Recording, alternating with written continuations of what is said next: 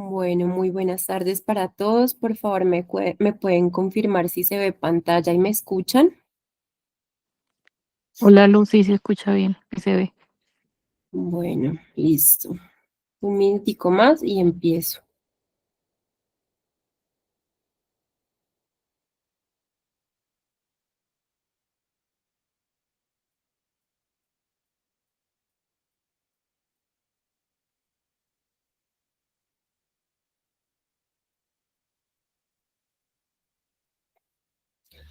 Bueno, entonces daremos inicio a la charla de la tarde de hoy. Muy buenas tardes para todos. Mi nombre es Luisa Fernanda Chaparro Navaza. Yo soy residente de pediatría de primer año.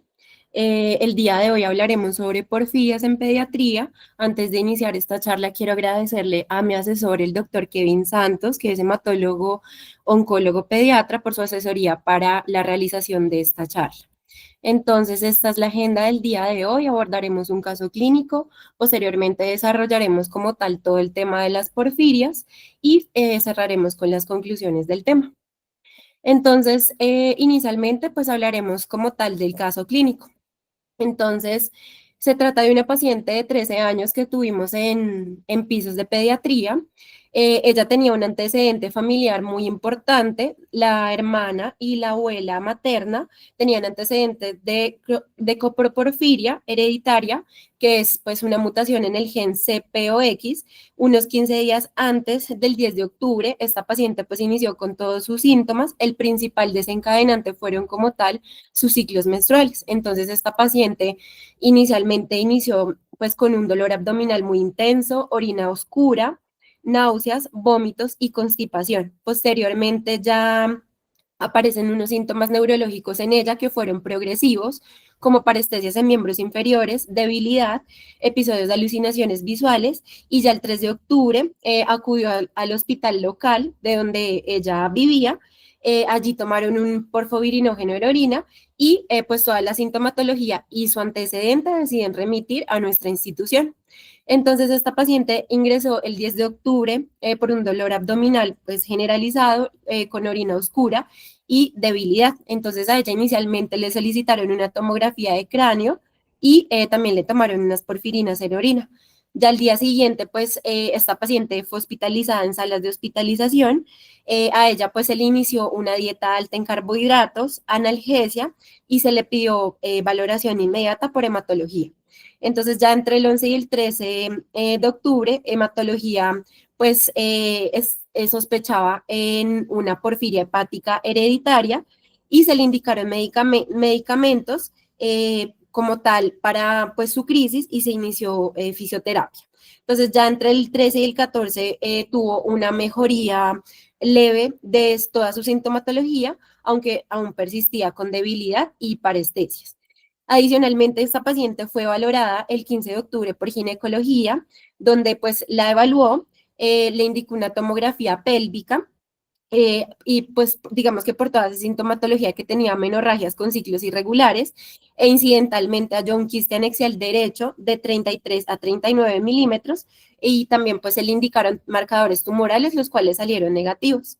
Entonces se confirmó que en esta paciente la menstruación empeoraba toda su sintomatología en cuanto al dolor y la debilidad y este era como todo el desencadenante pues de toda su crisis. Entonces aquí ginecología indicó manejo con ácido tranexámico durante los primeros 3 días de cada menstruación.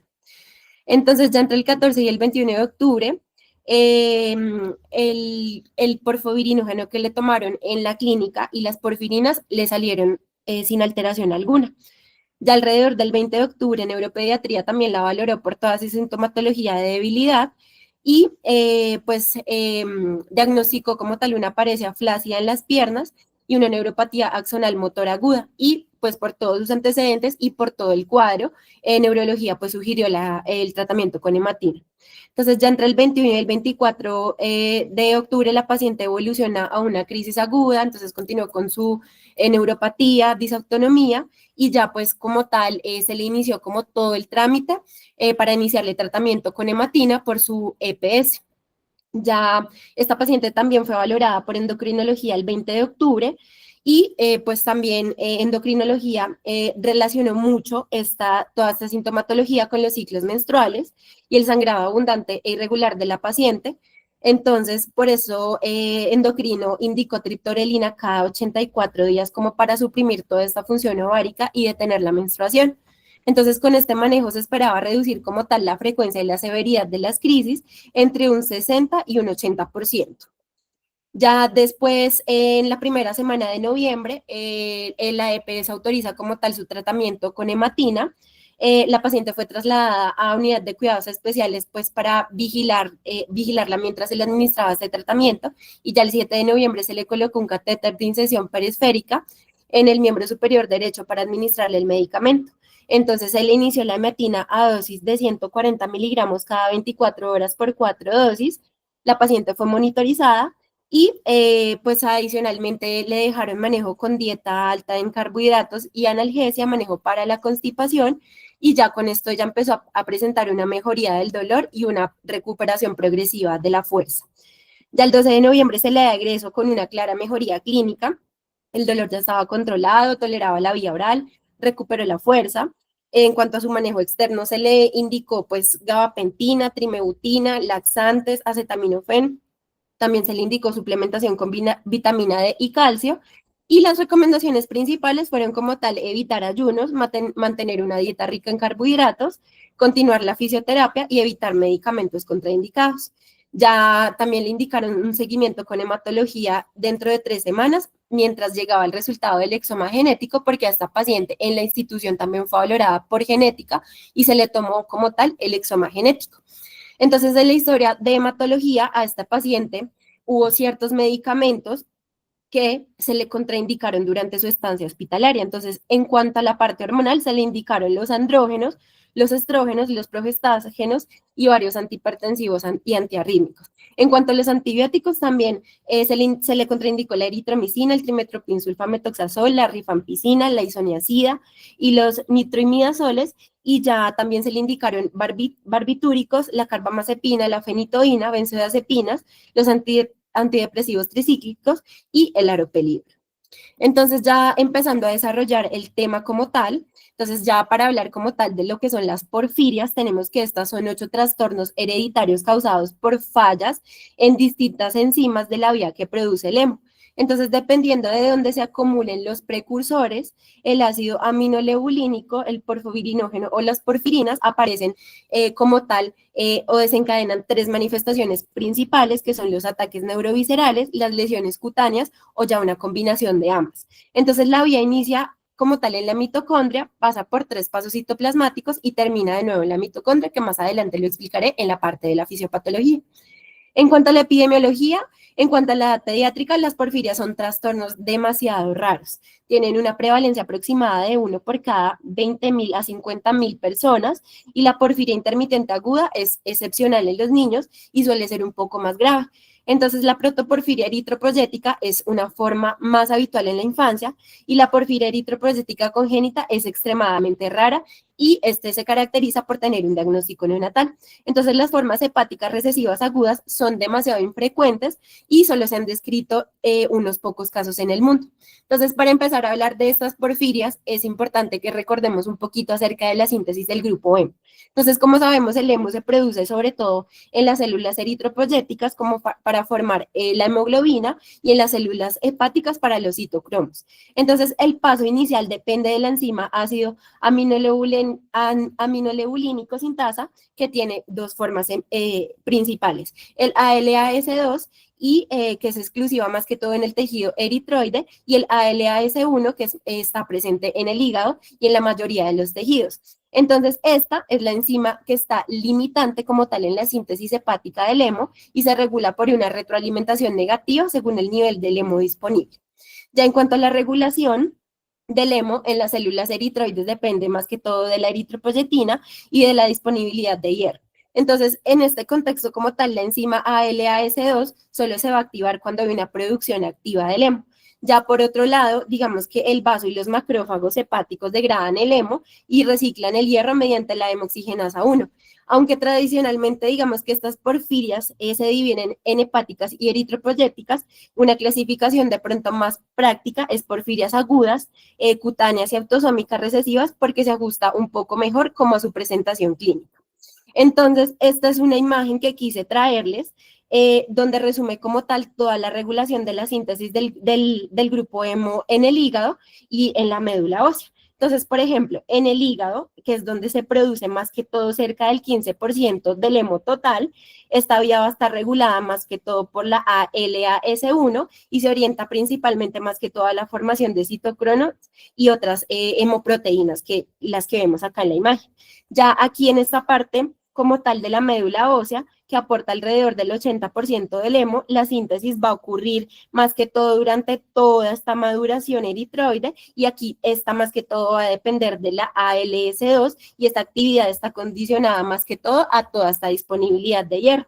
Entonces aquí en esta parte superior nos muestra cómo este hierro reciclado por el vaso y todos estos macrófagos hepáticos reingresan como tal a toda esta ruta, y como el hemo final se va a incorporar a la hemoglobina y a múltiples enzimas mitocondriales. Entonces, ya hablando un poco de la clasificación de las porfirias pueden clasificarse según el órgano donde se acumulan los precursores del hemo, en hepáticas o eritropoyéticas, o según la presentación clínica, como por ejemplo las agudas o las cutáneas. Entonces, dentro de las porfirias hepáticas agudas hay 4 entidades principales, que es la porfiria intermitente aguda, la coproporfiria hereditaria, la porfiria variegata y la porfiria de la deficiencia ALA deshidratasa.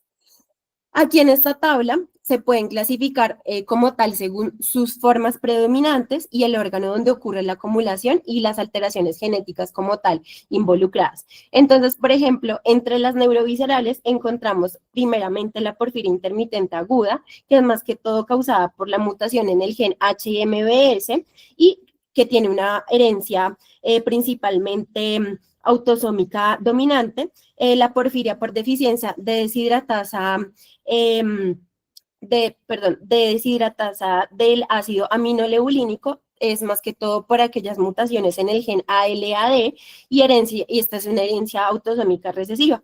La coproporfiria hereditaria ocasiona más que todo alteraciones en el gen CPOX, que es más que todo el antecedente que tenía nuestra paciente, y también es autosómica dominante. La porfiria variegata, que aparece más que todo, es como en un grupo mixto, tiene por lo menos unas manifestaciones cutáneas, neuroviscerales, y es más que todo causada por el gen PPOX, y también es de herencia autosómica dominante. Y ya dentro de las porfirias cutáneas, más que todo la porfiria cutánea tarda, se asocia más que todo a las mutaciones del gen UROD y es una herencia autosómica dominante, y la protoporfiria ligada al cromosoma X involucra como por ejemplo el gen ALS2, y estas formas eritropoyéticas incluyen también una porfiria eritropoyética congénita, que es una mutación del gen UROS, y la protoporfiria eritropoyética por mutaciones también tiene alteración en el gen FSH, y ambas son autosómicas recesivas. Entonces, ya hablando un poco acerca de la fisiopatología, en los ataques agudos de porfiria, las manifestaciones clínicas se explican más que todo por el daño en el sistema nervioso, que es causado por el exceso de ácido aminoleulínico y otros metabolismos que como tal va a producir el hígado y que son neurotóxicos. Entonces, estos ataques van a desencadenar por eventos que aumentan como tal la demanda de la síntesis del hemo en el hígado, como fluctuaciones hormonales, ayuno, tabaquismo, que más adelante las voy a explicar, que inducen como tal enzimas citocromo P450. Entonces, todo esto como tal va a incrementar la actividad de la enzima aminoleulínico sintasa 1, y esto lo que va a favorecer es la sobreproducción de metabolitos tóxicos.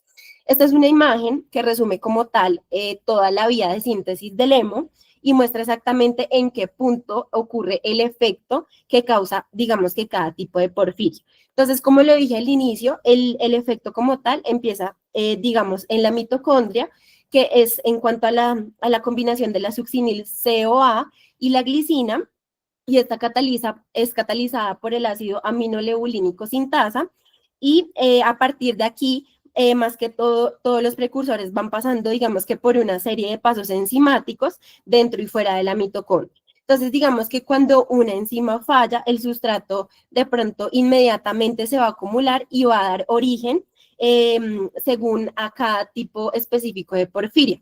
Por ejemplo, aquí en esta imagen en los cuadritos verdes son los que nos representan como tal todas estas porfirias hepáticas. ¿Por qué? Porque el defecto ocurre enzimáticamente en el hígado, como por ejemplo la porfiria intermitente aguda por mutación en el porfoirinógeno desaminasa, y ya la coproporfiria hereditaria por un defecto en el coproporfirinógeno oxidasa, y la porfiria variegata, que es por alteración del protoporfirinógeno oxidasa. Entonces, los cuadritos rojos, más que todo, representan como tal a todas estas porfirias eritropoyéticas que más que todo van a estar asociadas a las fallas enzimáticas de las células precursoras de la médula ósea y como la porfiria eritropoyética congénita por defecto del uroporfirinógeno 3 sintasa o la protoporfiria eritropoyética por defensa de la ferroquelatasa. Entonces, digamos que esta imagen como tal va a integrar de una manera, digamos que visual, donde ocurre como tal todo el bloqueo, que el cursor se acumula y a qué tipo de porfiria va a corresponder, y esta permite como tal entender por qué cada una de estas porfirias representa manifestaciones clínicas distintas. Ahorita más adelante lo voy a explicar más detalladamente. Entonces, ya hablando de la parte de las porfirias hepáticas agudas. Lisa, si quieres, te devuelves un momentico. Sí, doctor. Así como una intervención para entender un poquito la cosa. La verdad, lo estás haciendo bastante bien y más en un tema que es tan difícil a veces de entender, porque acá sí es cuando toca eso uno a la mitocondria poder entender qué es lo que está pasando allá. Y que te dice para un momentico, porque creo que acá es muy importante tener presente el porqué de las cosas y por qué unas cosas se elevan y otras no en el distintos tipos de porfiria. Y como tú lo nombraste, y ya ahorita cuando vayas a nombrar como tal vez la forma de no clasificar cada una de ellas y para saber y tener una orientación diagnóstica con los estudios iniciales, entonces vemos acá como acorde en el lugar donde vamos a tener el fallo enzimático, si tenemos una alteración a nivel de la ala de deshidrogenasa, vamos, pues lo que se nos va a acumular, digamos que es no sé si acá tengo el puntero, regálame un segundo si puedo usar puntero, creo que no. Creo que Okay. no. Creo que no puedo generar, no. Entonces, vámonos a la parte de arriba, donde aparece la deshidratasa alterada, que es por esos pacientes que tienen este déficit, un poquito más, un poquito más. Vete a donde está la enzima, donde dice a la D. A la derecha. Acá, ya. Ahí. Entonces, claramente, si tenemos un déficit a nivel de esta la deshidratasa, pues lo que vamos a tener es acúmulo de atrás. O sea, lo que vamos a tener es que el paciente, pues, vamos a tener acúmulo de ALA porque no estamos generando el cambio de este ALA al protoporfirinógeno, y por eso, esa es una si bien es de las más raras, entre lo raro, porque las porfirias es una cosa bastante rara, como este tipo de porfiria no me va a elevar protoporfirinógeno, contrario a las que sí tenemos alteración del protoporfirinógeno oxidasa, que sí que estaríamos entre la intermitente aguda, que sería como la clásica, o la que, no, más donde estás ahorita, donde dice a la D, hacia abajito, eso, ahí, eso, un poquito hacia abajo, ahí es donde tienes esta la enzima que vamos a tener alterada, y vemos que esos pacientes tienen alterado, además del protoporfirinógeno, pues también pueden elevar ALA. Entonces, es como para tenerlo presente para cuando vayas a hablar de las clasificaciones de las menos infrecuentes, que sería intermitente aguda, y una de las que no son tan frecuentes, pero sí tiene una característica especial, que es la de por déficit de ALA. Entonces, como lo que te quería como nombrar. ¿Ya? Listo, doctor. Muchísimas gracias por la intervención.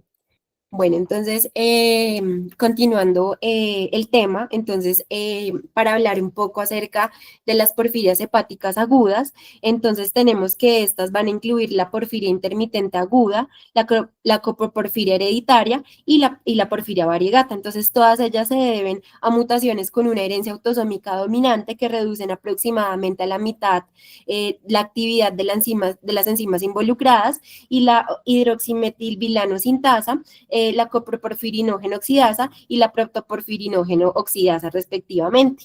Entonces, aunque esta disminución enzimática por sí sola no siempre es suficiente como tal para producir síntomas, cuando se combina con factores ambientales con ciertos medicamentos, el ayuno o las fluctuaciones hormonales puede generar como tal una disminución crítica en la producción del hemo dentro de los hepatocitos, y esta deficiencia funcional es la que desencadena los ataques neuroviscerales característicos de las porfirias agudas.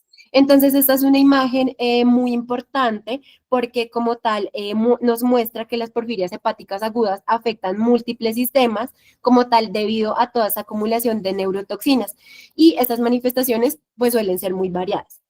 Por ejemplo, aquí en la parte del sistema nervioso central pueden presentarse convulsiones, confusión, insomnio, trastornos psiquiátricos como por ejemplo ansiedad, depresión o incluso psicosis.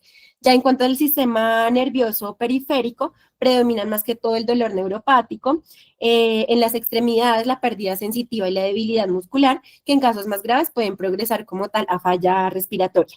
Y ya en cuanto a las manifestaciones del sistema nervioso autónomo, incluyen como tal dolor abdominal intenso, difuso, puede estar acompañado más que todo por náuseas, vómitos, estreñimiento, diarrea, además de hipertensión y taquicardia, y también pueden aparecer signos adicionales como de pronto la disminución de sodio en la sangre, una orina que se torna rojiza al exponerse al sol, y algunos otros tipos de porfiria, especialmente en las mixtas, pueden aparecer lesiones cutáneas en áreas expuestas al sol. Entonces, esta combinación de síntomas multisistémicos es muy importante como para que de pronto nosotros tengamos en cuenta de sospechar una porfiria. Este artículo evaluó como tal de una forma prospectiva a pacientes con porfirias hepáticas agudas con ataques recurrentes como tal para describir la frecuencia real de sus síntomas. Entonces, esta gráfica como tal muestra que el dolor es demasiado común. Por lo menos el dolor abdominal afecta aproximadamente el 90% de los casos, el dolor en las piernas y brazos es alrededor del 80% de los casos, el dolor en la espalda el 75% de los casos y el dolor muscular en el 60% de los casos. Ya en cuanto a los síntomas de estado de ánimo y sueño, el cansancio es como el síntoma más predisponente en 100% de los pacientes. Problemas para dormir y la ansiedad en el entorno, por ejemplo, ocupa el 70 a un 80%, la dificultad para concentrarse cerca del 60%, y ya hablando de los síntomas digestivos, que también son frecuentes, por ejemplo, las náuseas, 70%, la constipación, el 65%, pérdida de apetito y vómitos alrededor del 50%, y otros síntomas también tenemos como el cambio del color en la orina, que se observan casi en un 90%, la debilidad en un 70% y las palpitaciones en un 60%, y el entumecimiento y temblor en los miembros un 40%. Entonces, esto sí, esta tabla como tal muestra que la porfiria hepática aguda causa síntomas que pueden ser persistentes, muy variados y afectan a la mayoría de los pacientes. Entonces, ya hablando de la porfiria por deficiencia de la deshidratasa del ácido aminoleulínico, que era la que ahorita el doctor Kevin nos mencionaba, es una de las porfirias hepáticas más raras que existen. Tiene una herencia autosómica recesiva y se debe a la mutación en el gen ALAD. Esta codifica más que todo la enzima ácido aminoleulínico deshidratasa, y ya, como lo dije, su rareza es demasiado extrema. Ya digamos que en toda la literatura se han reportado menos de 12 casos, y clínicamente los pacientes presentan síntomas de pronto indistinguibles versus como la porfiria intermitente aguda, un dolor abdominal intenso, manifestaciones neurológicas o crisis recurrentes. También debido a la baja frecuencia, digamos que el diagnóstico requiere un alto índice de sospecha y siempre debe confirmarse mediante pruebas bioquímicas específicas. Entonces, en este cuadro nos muestra como tal toda la vía completa de síntomas de síntesis del hemo, y señala como tal paso a paso qué enzima participa y qué porfiria aparece sin la enzima falla. Por ejemplo, en la que acaba de explicar, que es de la deficiencia del ALA deshidratasa, vemos que se ubica, digamos que muy temprano como tal en esta ruta, y justo después de la formación del ácido aminoleulínico. Entonces, cuando esta enzima no funciona, el ácido aminoleulínico se acumula en grandes cantidades y aparece lo que es la porfiria por deficiencia de ALA deshidratasa, que es una forma demasiado rara.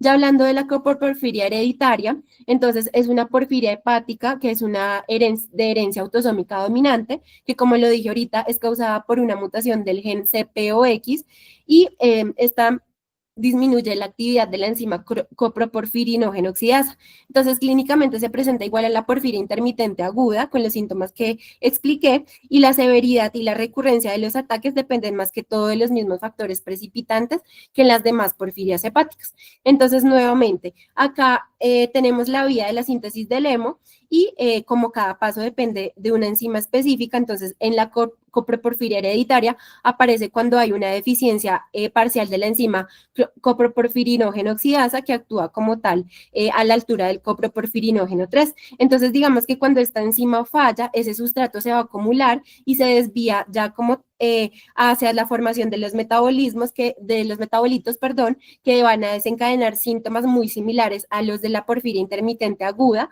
como todos los que ya expliqué. Entonces, esta puede producir también fotosensibilidad y digamos que una gran exacerbación de los síntomas cuando el paciente se expone a la luz. La porfiria variegata es una porfiria hepática autosómica dominante que es causada por una actividad deficiente de la enzima protoporfirinógeno oxidasa, es codificada por el gen PPOX y su nombre variegata refleja como tal toda su presentación, que es altamente variable. Entonces, algunos pacientes pueden desarrollar manifestaciones neurológicas, dolor abdominal, taquicardia, también neuropatías, mientras que otros pueden presentar también fotosensibilidad cutánea con ampollas y fragilidad en áreas expuestas al sol.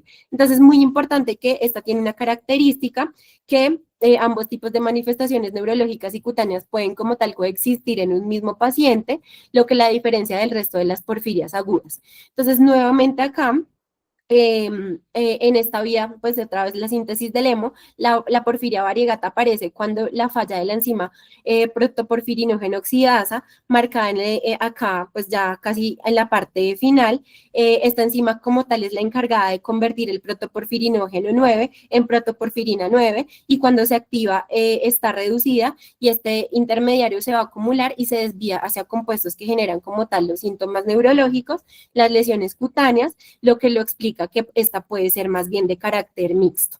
Entonces ya hablando del abordaje diagnóstico, entonces el primer paso como tal es la sospecha clínica. Entonces se debe considerar como tal la combinación característica de síntomas neuroviscerales, cutáneos. Ya debemos iniciar con las pruebas bioquímicas que se van a determinar los biomarcadores específicos en la orina, la sangre o las heces, especialmente el porfovirinógeno y las porfirinas totales. Cuando estas pruebas sugieren una porfiria, se pueden realizar estudios ya de segunda línea como para definir el tipo exacto, ya que cada porfiria se asocia como tal con un patrón bioquímico distinto y ya finalmente tenemos la confirmación genética que esta va a permitir identificar la mutación específica y establecer el diagnóstico ya definitivo, además de orientar el estudio familiar y el manejo a largo plazo.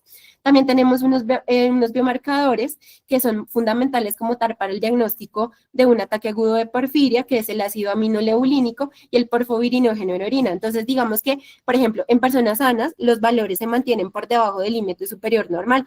Ya en pacientes con porfiria intermitente aguda, la coproporfiria hereditaria o la porfiria variegata, estos biomarcadores los podemos encontrar elevados, incluso cuando estos pacientes no están en un ataque.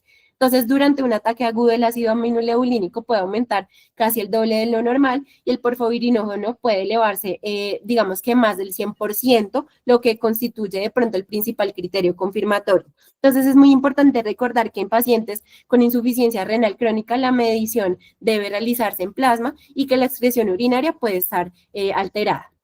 En cuanto a los estudios de segunda línea, el análisis de porfirinas urinarias muestra patrones característicos de excreción. Las porfirinas en las heces ayudan a diferenciar cuadros hepáticos mediante la medición de la coproporfirina y la protoporfirina, y estas porfirinas plasmáticas permiten evaluar el perfil en sangre, especialmente útil, que es útil en formas como con acumulación circulante, y finalmente la medición de la actividad enzimática confirma cuál es la enzima deficiente. Entonces, en conjunto, estos estudios como tal permiten clasificar con precisión la porfiria y orientar al manejo adecuado de cada paciente. Entonces, quise como dar mucho énfasis en esta porfiria porque la paciente que tuvimos en el piso se asemejó mucho con todo este cuadro clínico, entonces por eso quise como hacer mucho énfasis en esta parte de la charla. Entonces, la porfiria intermitente aguda, como pues ya lo he venido diciendo en toda la charla, es una porfiria hepática aguda más frecuente, se debe a mutaciones autosómicas dominantes del gen HMBS que reducen parcialmente la actividad de la enzima porfovirinógeno desaminasa, encargada de unir más que todo 4 moléculas de porfovirinógeno para formar el hidroximetilvilano en la síntesis del hemo. Entonces, la enfermedad tiene una penetrancia incompleta, por lo que muchos portadores nunca presentan síntomas. Entonces, se clasifica de forma manifiesta, que pueden ser crisis neuroviscerales, y forma latente, que son portadores asintomáticos detectados por estudios genéticos. Tiene una prevalencia, pues esta varía según la región. Por ejemplo, en Europa afecta aproximadamente entre el 5 y 23% de personas por cada millón de habitantes, y existen zonas que tienen prevalencias excepcionalmente, como por ejemplo en Noruega y Suecia, con alrededor de 2.000 casos por cada 100.000 habitantes. En cuanto a la penetrancia de la enfermedad, esta porfiria intermitente aguda tiene una penetrancia muy baja, cercana al 1%, porque las mutaciones patogénicas en el gen HMBS son alrededor de 100 veces más frecuentes que los casos clínicamente sintomáticos detectados, y tiene una incidencia anual de la enfermedad en Europa, se manifiesta en 0.11 y 0.22 casos por millón de habitantes, con un promedio de 0.12 casos nuevos por año. En Suecia, esta cifra es aproximadamente el doble debido a la agregación genética poblacional. En cuanto a la mortalidad, esta porfiria fue históricamente muy elevada, con más de la mitad de fallecimientos, que de pronto ocurría más que todo en el primero o segundo ataque, pero en las últimas décadas ha disminuido de manera marcada gracias al diagnóstico temprano, tamizaje genético de las familias y disponibilidad de centros especializados y el tratamiento oportuno con hematina endovenosa. Entonces, en algunas regiones la mortalidad actual es menor al 10%, reflejando una mejor atención y reconocimiento como tal de la enfermedad. ¿Cuáles son estos factores precipitantes? Entonces, las mutaciones en el gen HMBS no, como tal, no son suficientes para que aparezcan estos síntomas, porque la actividad residual de la enzima porfovirinógeno desaminasa mantiene como tal la producción basal del hemo. Entonces, para que la enfermedad se manifieste, deben intervenir ciertos factores endógenos y exógenos que induzcan como tal la enzima ácido aminolebulínico sintasa 1, lo que descompensa como tal toda esta síntesis del hemo y va a aumentar la producción de precursores tóxicos. Entonces, aún con estos desencadenantes, solo algunos portadores pueden desarrollar síntomas, y también tenemos unos factores precipitantes muy comunes, como por ejemplo medicamentos, infecciones, alcohol, cigarrillo, cirugías, cambios hormonales. También influye mucho el ayuno, el estrés físico o mental, insomnio y ciertos alimentos. Entonces, en conjunto, digamos que los medicamentos son como el disparador más común de este tipo de porfiria.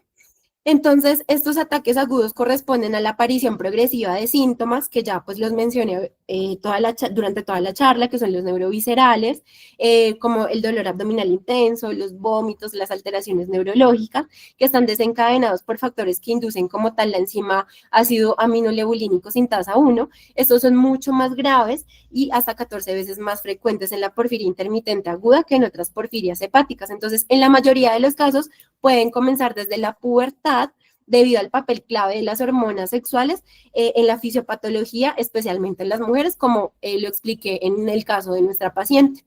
Entonces, en cuanto a las manifestaciones clínicas, lo mismo. Esta puede manifestarse con síntomas múltiples, porque digamos que estos afectan principalmente el sistema nervioso central, el periférico, el autónomo, y toda esta disfunción neurológica se va a expresar como dolor, más que todo dolor abdominal, vómitos, constipación, taquicardia. Incluso a veces se puede manifestar en crisis, y lo que hace de pronto que puede imitar a muchas enfermedades comunes y desviarnos del diagnóstico. Entonces, aunque parezca que compromete distintos órganos, el origen de todos los síntomas es nervioso. Entonces, un dato muy importante es la orina rojiza, que es causada por la excreción elevada de porfovirinógeno que se oxida a porfirinas al exponerse a la luz. Pues lo que hemos venido diciendo toda la charla, los síntomas principales es el dolor abdominal en el 90% de los casos. la taquicardia, que también es un síntoma muy común en el 80% de los casos, y la disautonomía, que puede conllevar a otras manifestaciones clínicas, como por ejemplo la hipertensión, la hipotensión, el temblor, la diaforesis, la inquietud y algunos reflejos cardiovasculares, disuria e incluso disfunción vesical o incontinencia. La neuropatía periférica en los ataques agudos de porfiria puede ser motora, sensitiva o mixta y se manifiesta también con dolor en las extremidades, debilidad muscular y pérdida de la sensibilidad. El dolor suele aparecer después de como tal del dolor abdominal y con menor frecuencia ser el único síntoma. Entonces la debilidad muscular es típicamente simétrica y comienzan músculos proximales de las extremidades superiores y puede ser de pronto en asimétricos o focales, o incluso pueden presentarse como una parálisis ascendente que puede también simular el síndrome de Guillain-Barré. Los reflejos osteotendinosos los podemos encontrar disminuidos o pueden desaparecer en casos severos, y los nervios craneales pueden afectarse, especialmente el facial y el vago. Entonces, la complicación más grave es la parálisis de los músculos respiratorios, que pueden provocar una insuficiencia ventilatoria y representa la principal causa de muerte en los ataques agudos de porfiria. En cuanto a las manifestaciones psiquiátricas y neurológicas, entonces, tenemos que en este tipo de porfiria, la más común es la ansiedad, el insomnio, la depresión, alucinaciones, paranoia, desorientación. Las crisis también pueden ocurrir del 10 al 30% de los pacientes, suelen ser parciales, pueden ser generalizadas y pueden requerir, digamos que, una especial vigilancia porque muchos medicamentos anticrisis pueden empeorar como tal todos estos ataques. Entonces pueden aparecer alteraciones también como vasoespasmos, arritmias, trastornos visuales, lesión renal aguda o una ceguera cortical reversible. Y ya en casos raros, la enfermedad puede simular otras emergencias médicas como por ejemplo hemorragias subaracnoideas, pancreatitis aguda, hemotoras o incluso un trauma mayor. En cuanto a los trastornos hidroelectrolíticos, la hiponatremia es una alteración hidroelectrolítica muy frecuente en estos ataques agudos de porfiria. Suele deberse como tal a una secreción inapropiada de la hormona antidiurética y esta puede también aparecer por la baja ingesta de sodio o por pérdidas gastrointestinales o renales. Entonces, cuando es grave, especialmente si hay hipotonía o mialgias, aumenta con riesgo de rhabdomiólisis, sobre todo después de corregir el sodio. Entonces también son muy comunes la hipomagnesemia, la hipercalcemia, y esta última está generalmente relacionada con una inmovilidad prolongada. Entonces, ya para hablar el diagnóstico de estos ataques agudos, es muy complejo porque, como lo dije, estos síntomas son muy inespecíficos y pueden confundirse fácilmente con enfermedades mucho más comunes, por lo que rara vez es posible como basarse únicamente en la clínica. Entonces, aún así existen situaciones en las que debemos como incluir las porfirias en el diagnóstico diferencial. Entonces, para orientar este abordaje, las pruebas diagnósticas se dividen en dos grupos. Entonces, primero incluye pues los estudios que confirman si los síntomas se deben realmente a un ataque agudo de porfiria, y el segundo comprende como tal las pruebas que permiten identificar cuál de las porfirias hepáticas agudas es la responsable del cuadro. Entonces, esta clasificación nos ayuda como a realizar un diagnóstico más ordenado y preciso. Entonces, este cuadro resume como tal los escenarios clínicos en los que debe sospecharse un ataque agudo de porfiria y realizar como tal un cribado con el porfovirinógeno y las porfirinas totales en orina. Entonces, digamos que esta sospecha debe aumentar cuando un paciente presenta un dolor abdominal agudo, que es recurrente, que no tiene causa clara, que se acompaña con orina oscura y también disautonomía, manifestaciones psiquiátricas o neurológicas, que más que todo, pues digamos que todo esto lo tenía nuestra paciente. También tenía una disminución de concentración de sodio en la sangre, crisis hipertensiva sin explicación, rhabdomiólisis, también pues el antecedente familiar de porfiria o episodios que pueden coincidir con la menstruación. Y también se debe considerar en los casos de polineuropatía aguda recurrente, ya puede ser motora o mixta, especialmente si la electromiografía muestra daño axonal o si el líquido cefalorraquídeo es normal. También otros, digamos, escenarios que deberían, digamos, alertarnos son la epilepsia resistente sin causa clara o una psicosis aguda inexplicable, que son cuadros diagnosticados especialmente en el síndrome del Guillain-Barré. Entonces, para confirmar el ataque agudo de porfiria, se debe demostrar un aumento en la producción y excreción de porfirinas y los precursores, por lo que la medición de porfovirinógeno y porfirinas totales en la orina es la prueba inicial. Existen dos pruebas cualitativas, como la de Watson-Swatch y la de Och, que esta sirve más que todo como tamizaje, siendo la de Och mucho más específica. Cualquier resultado positivo debe confirmarse con una medición cuantitativa en la muestra y reporta como tal la razón del porfovirinógeno creatinina. Entonces, esta cuantificación puede hacerse de una muestra ocasional, aunque si la orina está diluida, debe repetirse a primera hora de la mañana. Entonces, la recolección de orina en 24 horas como tal no nos aporta ventajas y solo retrasa el diagnóstico. En cuanto a la interpretación de resultados, entonces encontrar concentraciones elevadas del porfovirinógeno urinario en un paciente sin diagnóstico previo o con síntomas neuroviscerales es como tal suficiente para iniciar el tratamiento. La interpretación se complica más que todo en pacientes que tienen ataques recurrentes porque pueden mantener niveles urinarios altos incluso sin síntomas, por lo que en ellos se recomienda como tal hacer mediciones seriadas y ya de ser posible consultar pues a la especialidad precisa. Entonces, es muy importante verificar que la muestra haya sido manejada correctamente, ya que el porfovirinógeno se degrada al exponerse a la luz y al calor, y esta puede disminuir como tal su concentración en un 37% en un día si no se protege adecuadamente. Entonces, ¿cuáles son estas recomendaciones? Se recomienda tomar una muestra ocasional de orina de 10 a 20 mililitros durante los síntomas, protegerla de la luz usando un plástico oscuro y también se debe mantener refrigerada a 4 grados centígrados y enviarla a un laboratorio especializado en menos de 24 horas. Entonces, estas medidas evitan como tal la degradación de los precursores y aseguran una correcta interpretación. Para confirmar el diagnóstico, se analizan las porfirinas totales y las fracciones en la orina, en las heces y en el plasma como para identificar el patrón característico. En la orina se encuentran concentraciones elevadas del ácido aminoleulínico y el porfovirinógeno, y aquí es mayor el porfovirinógeno, además de un aumento de porfirinas totales. Ya en las heces las porfirinas suelen ser normales o solo ligeramente elevadas, y en los eritrocitos las concentraciones también permanecen normales. También se puede medir la actividad de la enzima porfovirinógeno desaminasa o realizar la secuenciación del gen HMBS como tal para confirmar la mutación asociada. El análisis del gen hidroximetilvilano sintasa es mucho más confiable que medir de pronto la actividad enzimática, ya que la mayoría de estos pacientes con porfiria intermitente aguda tienen una mutación patogénica y ya debido, digamos que a esta gran variedad de mutaciones y a la posibilidad de mutaciones nuevas, cuando no existe un antecedente familiar, siempre debe, digamos que secuenciarse el gen completo.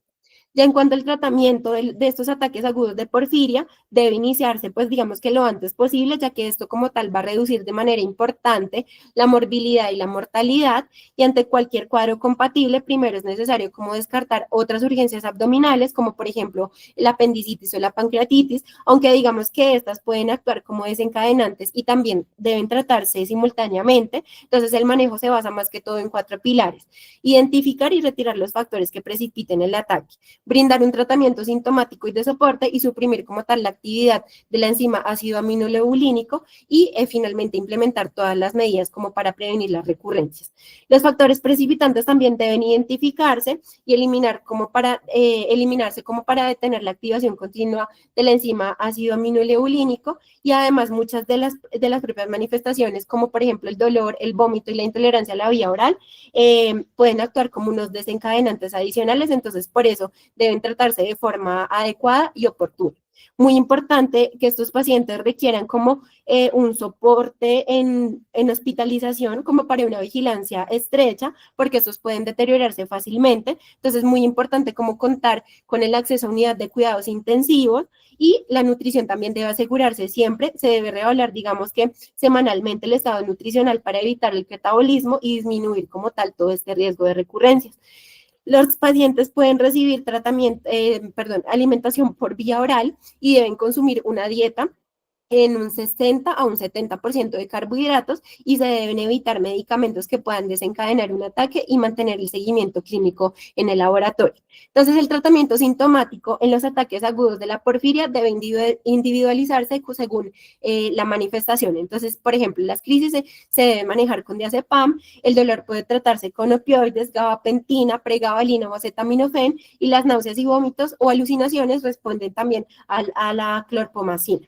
La hipertensión hipertensión y la taquicardia también suelen controlarse de pronto con beta bloqueadores. En la constipación requiere lactulosa y en los casos de disfagia o disartria se puede colocar una sonda nasogástrica y la disfunción vesical requiere como tal una sonda urinaria.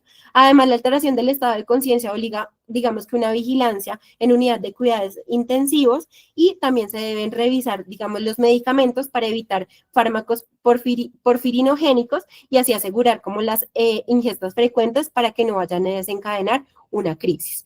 El tratamiento supresor de la enzima ALS1, digamos que ningún tratamiento puede revertir el daño neurológico ya establecido, por lo que en los ataques avanzados algunos síntomas pueden persistir hasta que las fibras nerviosas se regeneren de forma natural.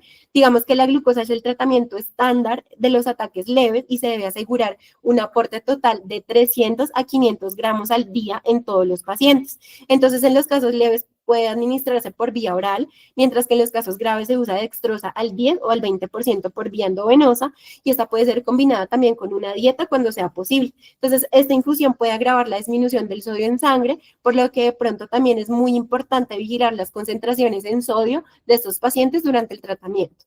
La emina es el tratamiento de elección en los ataques agudos graves de porfiria, especialmente cuando el paciente presenta toda esta sintomatología que ya hemos tratado durante la charla, porque esta como tal reduce el dolor, disminuye la producción y excreción de los precursores de porfirinas y acorta como tal la estancia hospitalaria. Entonces existen dos formulaciones, una con arginina y otra que está liofilizada. Ambas deben diluirse preferentemente en albúmina humana como tal para mejorar la estabilidad y disminuir efectos adversos. La dosis recomendada es de 3 miligramos por kilogramo al día durante al menos 4 días y la mayoría de los pacientes mejora alrededor del 5.º día. Entonces, en estos casos críticos pueden requerirse pautas mucho más prolongadas que pueden evitarse repitiendo dosis antes de 12 horas o superar los 6 miligramos por kilogramo día. Muy importante mencionar el Givosiran, que es un tratamiento que modifica la evolución de las porfirias hepáticas agudas. Este se trata de un pequeño fragmento de ácido ribonucleico que está diseñado como para bloquear la producción excesiva de la primera enzima de la vía de Hemo en el hígado, que es como la responsable de la acumulación tóxica de precursores durante los ataques. Esta se administra por vía subcutánea y logra reducir de forma muy significativa los niveles de ácido aminoleucínico y porfovirinógeno. Entonces, este disminuye como tal la frecuencia y la gravedad de los ataques y la eficacia y seguridad fueron demostradas en un estudio clínico que se llamó Envision y se convirtió como tal en la principal terapia preventiva disponible en la actualidad. Entonces quise traerle este estudio que muestra la eficacia y seguridad del Givosiran para la porfiria hepática aguda. Entonces, el objetivo como tal fue evaluar si el Givosiran mejora de manera sostenida la calidad de vida y reduce como tal la enfermedad a largo plazo.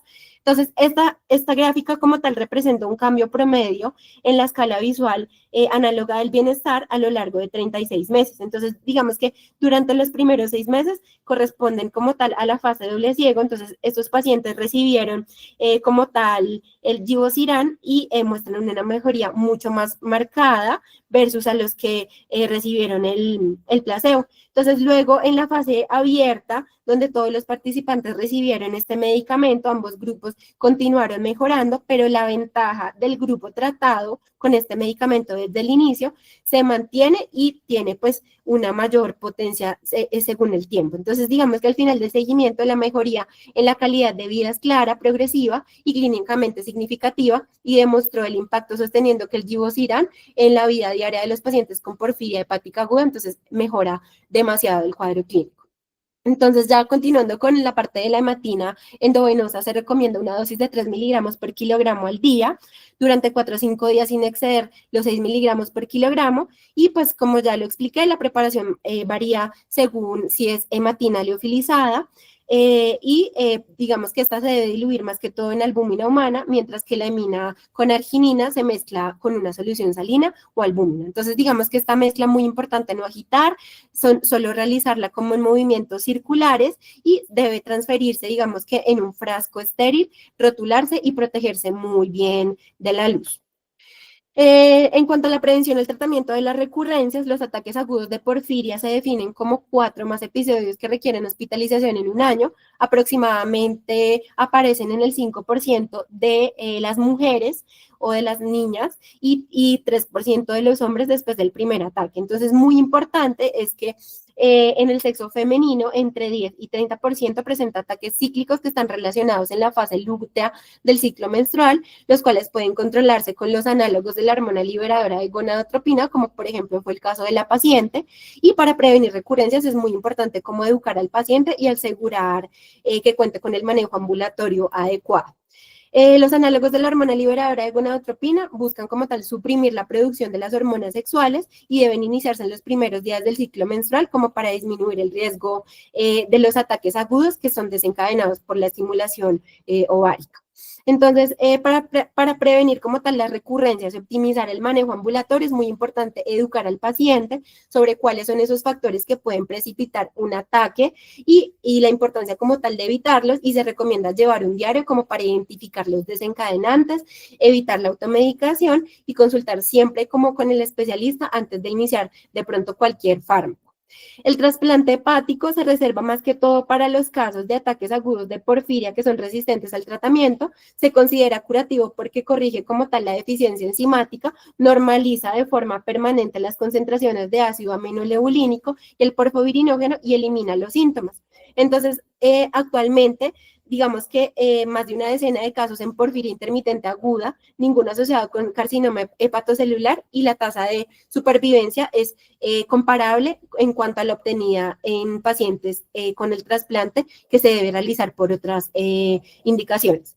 Entonces, los pacientes con porfiria intermitente aguda tienen un riesgo aumentado de desarrollar carcinoma hepatocelular, incluso sin presentar cirrosis, y algunos autores de pronto sugieren considerar esta enfermedad cuando aparece un tumor hepático en ausencia de un daño hepático crónico. Entonces, además, quienes presentan síntomas recurrentes suelen tener con mayor frecuencia hipertensión, enfermedad renal crónica, entonces se recomienda evaluar anualmente la función renal y la proteinuria como parte del seguimiento a largo plazo. Y ya para concluir, tenemos que las porfirias son trastornos metabólicos muy raros, se pueden presentar con síntomas neuroviscerales severos, requieren un alto índice de sospecha, siendo esencial medir el porfovirinógeno y las porfirinas en orina. Los ataques suelen precipitarse más que todo por factores hormonales, nutricionales y farmacológicos, y el manejo inmediato se basa más que todo en una dieta rica en carbohidratos, retirar medicamentos porfirinogénicos y usar analgésicos seguros. También es muy importante corregir la parte de la constipación, administrar la hematina en los casos graves, y el control hormonal con análogos de la hormona liberadora de gonadotropinas puede reducir hasta el 80% de las crisis clínicas. Ya a largo plazo es muy importante como vigilar el riesgo de carcinoma hepatocelular, la hipertensión y la enfermedad renal crónica. Además, muy importante educar al paciente sobre medicamentos, contraindicaciones y la importancia de evitar ayuno. Esto fue todo por la tarde de hoy. Espero que les haya gustado la charla. Quedo atenta a sus comentarios o si tienen alguna duda. Muchísimas gracias por la atención prestada. Luisa, muchas gracias. Definitivamente creo que lo abordaste bien, porque sí es un tema que para cualquiera es bastante difícil, uno entenderlo, dos desarrollarlo, tercero explicarlo. Creo que varias de las cosas, como que lo hiciste, una forma de enfocarlo para que pudiésemos entender bastante bien en qué consiste lo que es la porfiria. Algo bien importante a tener en cuenta es con respecto a lo del diagnóstico de las crisis, que si por ejemplo tenemos un paciente en crisis y el paciente ya se le instauró algún tipo de tratamiento, como por ejemplo tratamiento sintomático con el uso de los líquidos destrozados o con alimentos ricos en carbohidratos o todo, cualquier manejo que se le vaya a hacer, probablemente si después de esto el paciente llega a controlar los síntomas, le tomamos los estudios con el porfovirinógeno y el ALA, pues vamos a tener problemas porque pueden salir negativos. Entonces, el hecho de que el paciente tenga estos estudios negativos no quiere decir que no tenga la enfermedad. Entonces, hay que tener muy presente esto a la hora de hacer el diagnóstico de los pacientes.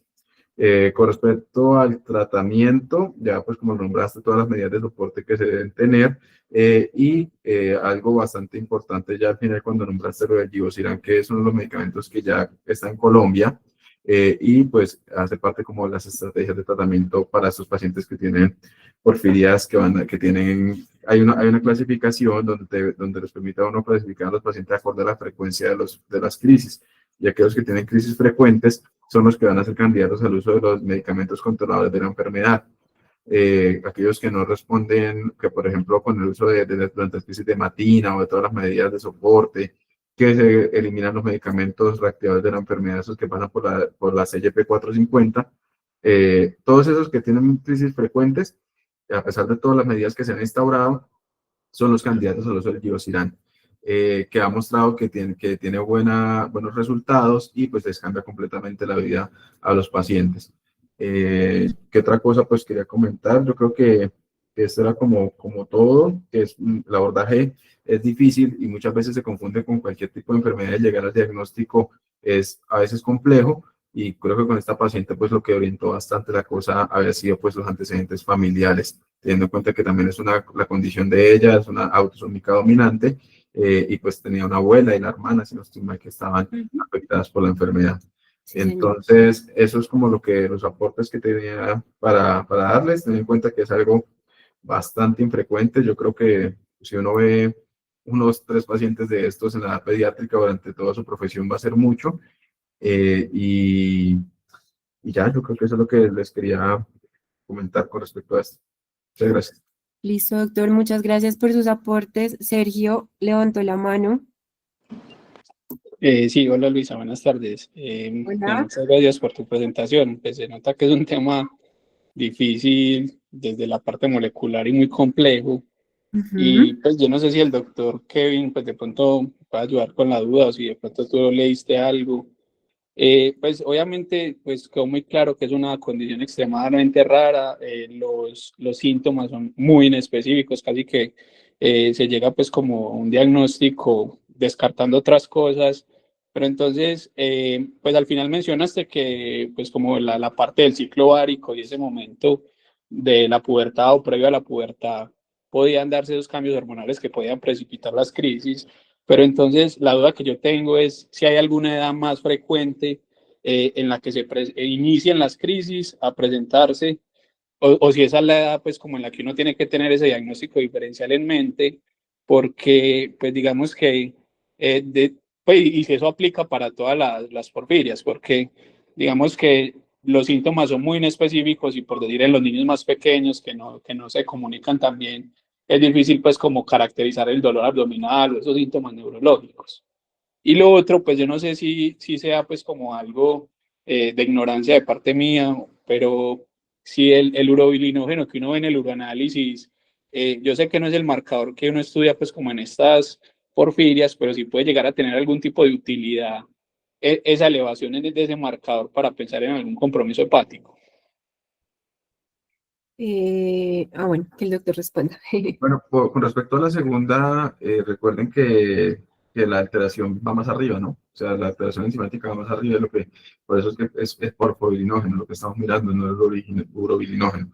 Entonces, empezamos por eso. Entonces, no es orientativo para el diagnóstico. Y con respecto a la edad de debut, esto incluso los que tienen más experiencia son los hematólogos de adultos, porque estos pacientes debutan mucho más grandes, o sea, debutan más como ya pasando la adultez media, más o menos, o temprana, y pues en edad pediátrica es bastante infrecuente, y los que debutan de forma temprana, pues son los casos que van a ser más complejos de desarrollar. Otros desencadenantes también hay, y que también uno ve cuando aparecen en la adolescencia, son aquellas niñas que empiezan a usar anticonceptivos orales, que es otro de los desencadenantes de las crisis, también para tenerlo presente. Pero pues por todos estos cambios hormonales es que aparecen más en la adolescencia, pero quienes más saben de esto son los de los adultos, y que ocurre más como en época ya alrededor de adulto medio, adulto joven. Listo, muchas gracias doctor, y a Luisa nuevamente por la presentación. Felicitaciones. Bueno, muchísimas gracias a todos. No sé si alguien tiene alguna otra duda, pregunta, comentario. Bueno, entonces si no es así, entonces yo les agradezco muchísimo por haberse conectado a la charla. Espero que les haya gustado y nos encontramos en el próximo encuentro académico. Muchísimas gracias por asistir. Hasta luego, gracias. Luego, gracias. Gracias.